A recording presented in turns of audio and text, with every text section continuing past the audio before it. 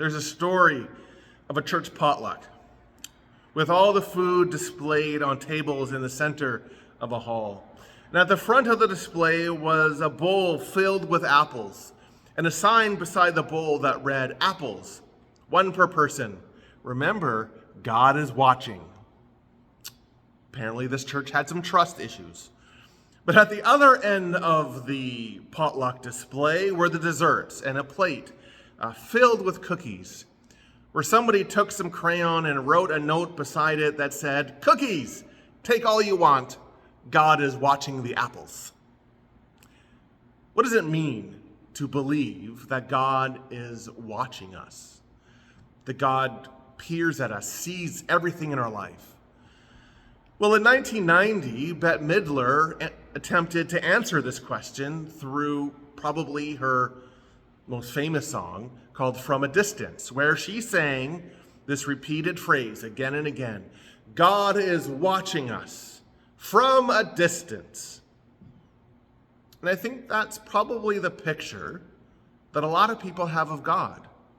That God is this being all-knowing and all-powerful, yet removed and distant from our lives.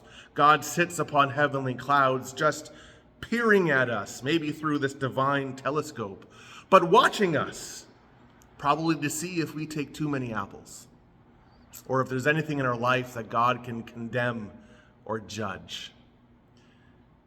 And if that's our picture of God, well, that's kind of uncomfortable, isn't it? It's kind of creepy, isn't it? And if that's how we understand who God is, then it's probably going to be natural for us to try to be wary of that God, to push God away from our lives.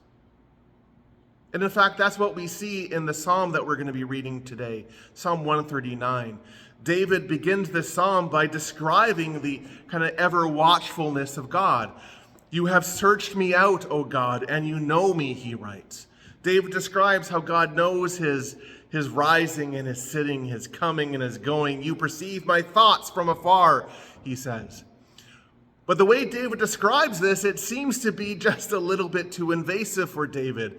And so David wants to push God away and find a place where he can flee the gaze of this ever watchful God.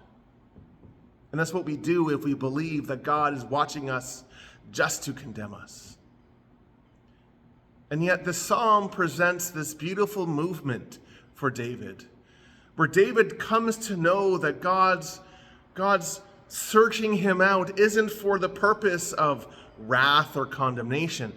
God searching David out is for the purpose of love and inviting David into this experience of grace and everlasting life.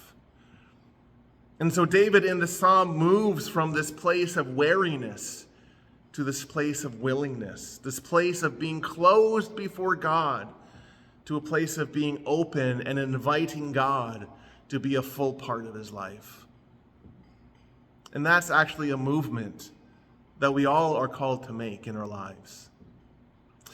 Well, that's what we're going to be talking about here at the cathedral this morning, and we want to invite you to join us. We have two services this morning and every Sunday. One is at 8 o'clock in the morning, and that's here in the sanctuary. It's more of a traditional service, about 45 minutes long. And then other service is at 10 o'clock, again, here in the sanctuary. It has music and a time for the kids. We would love you to join us if you're in the Kamloops area. If you're outside of the Kamloops area or just can't get out this morning, you can join us online. We go live on our Facebook page, which is St. Paul's Cathedral in Kamloops. But wherever you are and whatever you face in life, may you know that you are welcome here. But may you also know that God loves you and is with you. God bless you all.